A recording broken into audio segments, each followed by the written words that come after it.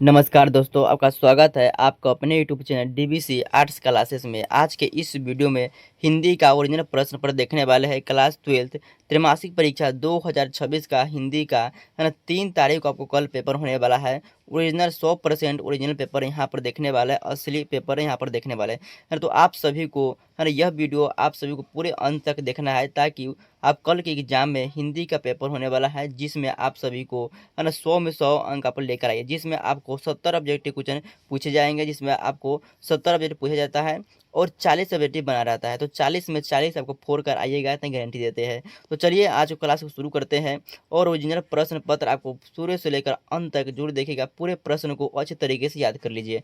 चलिए आज का पहला जो क्वेश्चन है ना, क्वेश्चन आपसे पूछा गया है ना, जयप्रकाश नारायण को किसका दलाल कहा जाता है। पहला number question most important question पूछा गया है ना, जयप्रकाश नारायण को किसका दलाल कहा जाता है। आप फटाफट आपको आंसर याद कर लीजिए और कल के एग्जाम में है ना गर्दा मचा दीजिएगा। चलिए तो है ना, जयप्रकाश नारायण को किसका दलाल कहा जाता है। अमेरिका का दलाल कहा जाता है। ऑप्शन नंबर बी है ना, डी आपका सही जवाब मिल जाएगा। अगला नंबर क्वेश्चन देखते हैं है ना, फ्री प्रेस के मालिक कौन है। तो फ्री प्रेस के मालिक जो आपका सदानंद जी हो जाएगा। ऑप्शन नंबर का सी बिल्कुल करेक्ट आंसर हो जाएगा। अगला नंबर क्वेश्चन देखते हैं, ब्रेन ऑफ बॉम्बे किसे कहा जाता है। तो ब्रेन ऑफ बॉम्बे आपका उमा शंकर दीक्षित को कहा जाता है। ऑप्शन नंबर हो जाएगा है ना, उमा शंकर दीक्षित को। अगला नंबर क्वेश्चन देखते हैं, 4 नंबर क्वेश्चन से पूछा गया है, जयप्रकाश नारायण ने आईएससी की परीक्षा कहाँ से पास की है। तो आईएससी की परीक्षा कहाँ से किया था। बिहार विद्यापीठ से। ऑप्शन अगर जाएगा बिहार विद्या है ना पीठ से। ऑप्शन नंबर डी बिल्कुल करेक्ट आंसर हो जाएगा।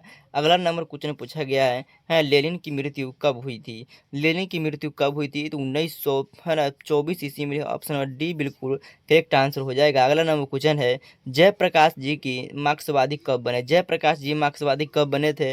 1924 ईस्वी में। ऑप्शन का डी बिल्कुल सही जवाब मिल जाएगा। अगला नंबर क्वेश्चन पूछा गया है ना, सूबेदारनी किस कहानी की पात्र है। सूबेदारनी आपसे पूछा गया किस कहानी की पात्र है। तो उसने कहा था। ऑप्शन नंबर बी आपका सही जवाब मिल जाएगा, उसने कहा था। अगला नंबर क्वेश्चन पूछा गया है ना, भारतवर्ष शब्द का है ना, भारतवर्ष शब्द कौन सा संज्ञा है। तो यहाँ पर संज्ञा पूछा गया है। तो आपका भारत एक है ना नाम है, एक भारत देश का नाम है ना, भारत जो देश का नाम है। तो ये जो होगा व्यक्तिवाचक संज्ञा हो जाएगा। ऑप्शन नंबर का है ना जो आपका डी बिल्कुल करेक्ट आंसर हो जाएगा। अगला नंबर क्वेश्चन देखते हैं है ना, संपूर्ण क्रांति का नारा किसने दिया था। तो संपूर्ण क्रांति का नारा जयप्रकाश नारायण दिए थे। ऑप्शन बी बिल्कुल सही जवाब मिल जाएगा, जयप्रकाश नारायण।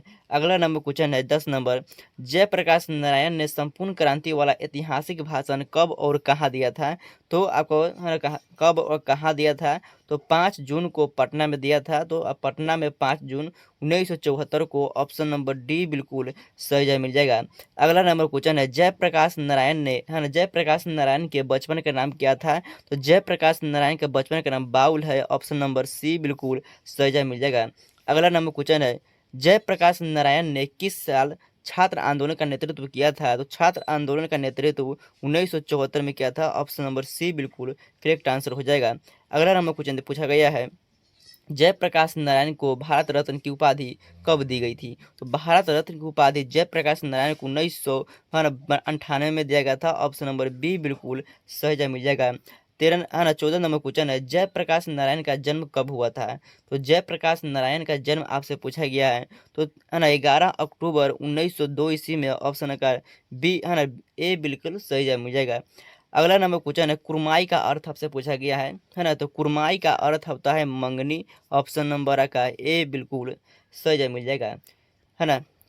अगला नंबर क्वेश्चन देखते हैं 16 नंबर, भारतीय सिपाहियों का किसके साथ संघर्ष हुआ था। तो भारतीय सिपाहियों का जर्मनी के साथ संघर्ष हुआ था। ऑप्शन नंबर डी आपका सही जवाब मिल जाएगा। अगला नंबर क्वेश्चन पूछा गया है, सिख राइफल के जमींदार लहना सिंह का नंबर क्या था। सिख राइफल के जमींदार लहना सिंह का नंबर आपसे पूछा गया है। तो 77 था। ऑप्शन का ए बिल्कुल करेक्ट आंसर हो जाएगा। अगला नंबर क्वेश्चन पूछा गया है, तेरी कुरमाई हो गई किस कहानी से संबंधित है। तेरी कुरमाई हो गई किस कहानी से संबंधित है? तो उसने कहा था ऑप्शन नंबर बी बिल्कुल सही जवाब मिल जाएगा। 19 नंबर क्वेश्चन देखते हैं, निम्नलिखित में से कौन उसने कहा था शीर्षक कहानी का नायक है? तो लहना सीन हो जाएगा, ऑप्शन नंबर बी बिल्कुल सही जवाब मिल जाएगा, ऑप्शन नंबर बी है ना। 20 नंबर क्वेश्चन देखते हैं, उसने कहा था है ना किस प्रकार की कहानी है? उसने कहा था किस प्रकार की कहानी है? तो चरित्र प्रधान है, ऑप्शन नंबर बी बिल्कुल सही जवाब मिल जाएगा। आप लोग चैनल को सब्सक्राइब नहीं किए, चैनल को आप लोग जरूर सब्सक्राइब कर लीजिएगा, ताकि आपका हिस्ट्री का भी वीडियो आप सभी को है ना इस चैनल पर दिया जाएगा। चलिए, तो है ना 21 नंबर क्वेश्चन है, उसने कहा था कहानी के कहानीकार कौन है? तो उसने कहा था कहानी के कहानीकार कौन है? चंद्रधर शर्मा गुलेरी हो जाएगा, ऑप्शन नंबर का डी बिल्कुल सही जवाब मिल जाएगा, चंद्रधर शर्मा गुलेरी। अगला नंबर क्वेश्चन देखते हैं, सूबेदारनी किस कहानी की पात्रा है?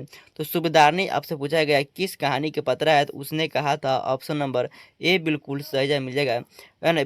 23 नंबर क्वेश्चन देखते हैं, उसने कहा था है ना किस वर्ष है ना की रचना है? उसने कहा था किस वर्ष की रचना है? तो 1915 ईस्वी में। और आपको पूछेगा चंद्रधर शर्मा गुलेरी कुल कितने रचना किए हैं? तो 3 रचना किए, 3 कहानी लिखी है ना। उसने कहा था है ना आपको जगह उसने कहा था 1915 ईस्वी में। और एक कुर्म है ना, एक और एक है।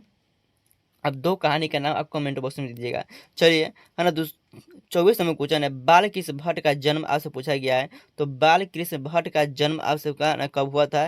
तो 23 जून 1844 ईस्वी में, ऑप्शन बी बिल्कुल सही जवाब मिल जाएगा, है ना। तो आप आपसे पूछा गया था, है ना, पूछे है ना, उसने कहा था कहानी के चंद्रशेखर गुलेरी कुल 3 कहानी लिखी है, जिसमें से आपका एक हो जाएगा उसने कहा था, और आपका बुद्धू का कांटा हो जाएगा, और आपका सुखमय जीवन। तो क्या याद रखना है, ये सुखमय जीवन अब बुद्धू का कांटा 1911 में लिखा गया था, लेकिन ये आपसे उसने कहा था 1915 में, आपको याद रखना है। चलिए, है ना आपका अगला क्वेश्चन है 25 नंबर, कौन सी रचना बाल कृष्ण भट्ट की है?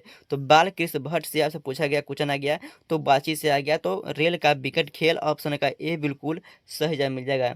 अगला नंबर क्वेश्चन है, बातचीत है ना, बातचीत निबंध के माध्यम से, बातचीत जो है एक निबंध है, से माध्यम से बाल कृष्ण भट्ट क्या बताना चाहते थे? तो बातचीत की शैली, ऑप्शन नंबर का बी बिल्कुल सही जवाब मिल जाएगा। अगला नंबर क्वेश्चन है, बातचीत निबंध के निबंधकार कौन है? तो बातचीत निबंध के निबंधकार आपसे पूछा गया तो बाल कृष्ण भट्ट हो जाएंगे, ऑप्शन का सी बिल्कुल करेक्ट आंसर हो जाएगा। अगला नंबर क्वेश्चन देखते हैं, बाल कृष्ण भट्ट का उपन्यास है, तो बाल कृष्ण भट्ट का इनमें से कौन सा उपन्यास है? तो नूतन ब्रह्मचारी, ऑप्शन बी बिल्कुल सही जवाब मिल जाएगा। अगला नंबर क्वेश्चन देखते हैं, है ना, बातचीत के जरिए क्या है ना, बातचीत के जरिए भाप बनकर क्या निकल जाता है?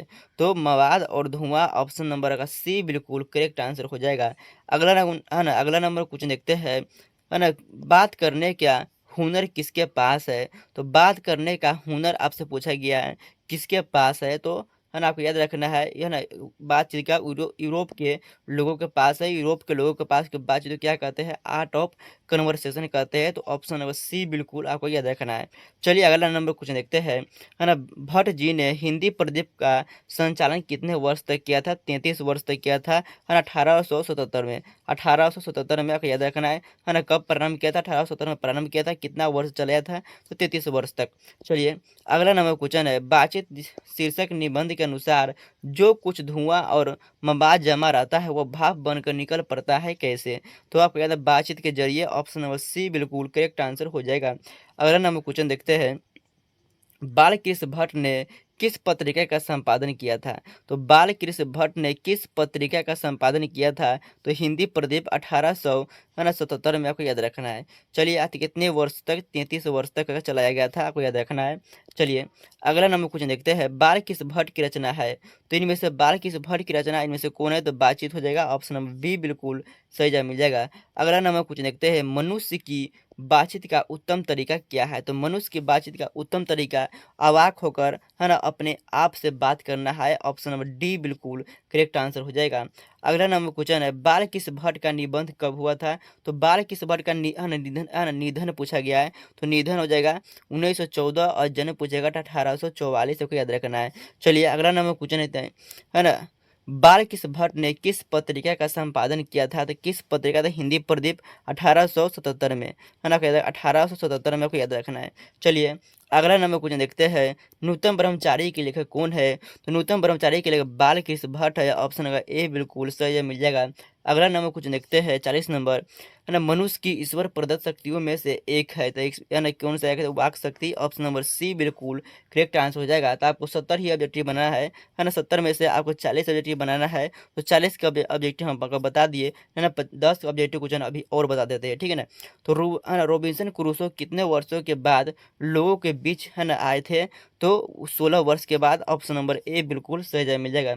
अगला नंबर क्वेश्चन है, एडिसन ने कितने लोगों के बीच की बातचीत को श्रेष्ठ बातचीत कहा है, तो 2 लोगों के बातचीत को। ऑप्शन नंबर डी, है ना, ऑप्शन नंबर ए बिल्कुल सही जवाब मिल जाएगा। यूरोप में बातचीत की कला को क्या कहते हैं, तो यूरोप में बातचीत की कला को आर्ट ऑफ कन्वर्सेशन कहते हैं। ऑप्शन नंबर ए बिल्कुल सही जवाब मिल जाएगा। अगला नंबर क्वेश्चन है, काव्य कला प्रवीण गोष्ठी को क्या कहा जाता है, तो सुहृदय गोष्ठी। ऑप्शन नंबर ए बिल्कुल सही जवाब मिल जाएगा। अगला नंबर क्वेश्चन है, 25 वर्ष से ऊपर वाले की बातचीत को क्या कहते हैं, तो सागर्भित कहते हैं। ऑप्शन नंबर ए बिल्कुल सही जवाब मिल जाएगा। अगला नंबर क्वेश्चन देखते हैं, हमारी भीतरी मनोवृत्ति क्या दिखाती है, तो नए नए रंग दिखाते हैं। ऑप्शन नंबर ए बिल्कुल सही जवाब मिल जाएगा। अगला नंबर क्वेश्चन देखते हैं, है ना, जिह्वा को क्या माना गया है, तो जिह्वा को कतरनी माना गया है। ऑप्शन नंबर ए बिल्कुल सही जवाब मिल जाएगा। अगला नंबर क्वेश्चन देखते हैं, भाषण में किसका, है ना, मौका रहता है, तो भाषण में नाच नखरे का मौका रहता है। ऑप्शन नंबर ए बिल्कुल सही जवाब मिल जाएगा। अगला नंबर क्वेश्चन देखते हैं, बातचीत, है ना, पाठ का गद्य कौन सी है ना, बातचीत गद्य कौन सी विधा है, तो निबंध है। ऑप्शन नंबर ए बिल्कुल करेक्ट आंसर हो जाएगा। अगला नंबर कुछ देखते हैं, है ना, मनुष्य के रूप में, मनुष्य के रूप का साक्षात्कार कब होता है, तो बोलने से। ऑप्शन नंबर ए बिल्कुल सही जवाब मिल जाएगा। तो आपको 50 सब्जेक्ट क्वेश्चन बताया है, तो 50 में से आप लोग कितना सब्जेक्ट क्वेश्चन, है ना, आप लोग है ना, बोर्ड एग्जाम में और है ना त्रैमासिक परीक्षा में सही कर आएंगे, तो आप जरूर कमेंट बॉक्स से बताइएगा।